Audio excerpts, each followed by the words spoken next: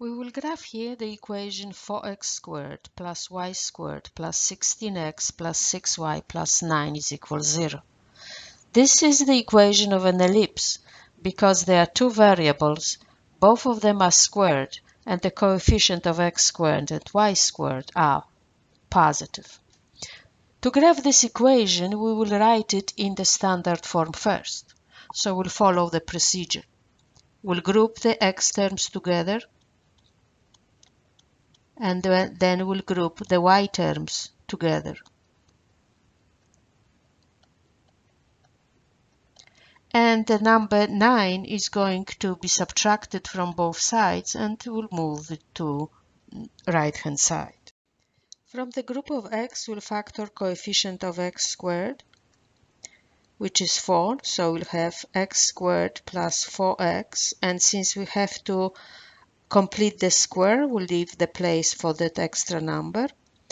And in the group of y's, the coefficient of y squared is 1, so we don't have to factor out anything else. We just need to make the room for the extra number. And on the right hand side, we add whatever we are adding on the left hand side, which is 4 times the number in x group plus the number in the y group. And that number is going to be 4 for the group of x, 9 for the group of y's, and those same numbers go on the other side. Writing the groups as perfect square will give me 4 times x plus 2 squared. The group of y will be squared of y plus 3. And the right hand side is going to be 16. Dividing everything by 16 to get 1 on the right hand side is going to give me x plus 2 squared over 4 plus y plus 3 squared over 16 equals 1. We can see that this ellipse has the center at the point -2, -3. So let's plot the center in the coordinate system. Here is the center, let's call it C.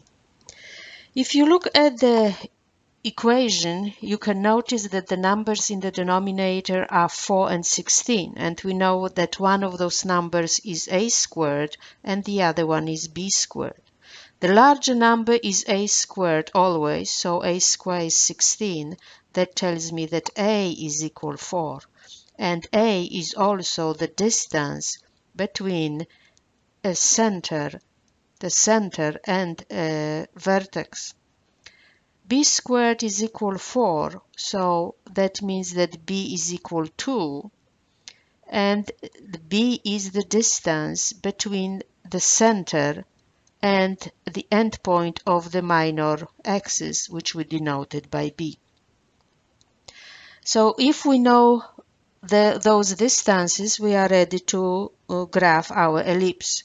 Notice also that 16 or a squared is underneath y term. It means that the vertices are on the vertical line, and they are 4 units away from the center. So vertex 1 will be 4 units away from the center, and therefore it's going to be at the point -2, 1. And the other vertex will be 4 units away from the center down. It's going to be vertex 2.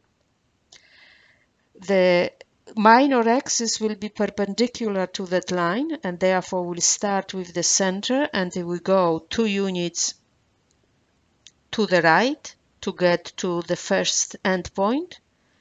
That's going to be, let's say, point B sub 1, and then we go 2 units to the left to get the other point, let's say B sub 2. And once we have those points, we have the endpoints of the minor and major axis, we can graph the ellipse. We can graph the oval shape that goes through the vertices and the points B sub 1 and B sub 2.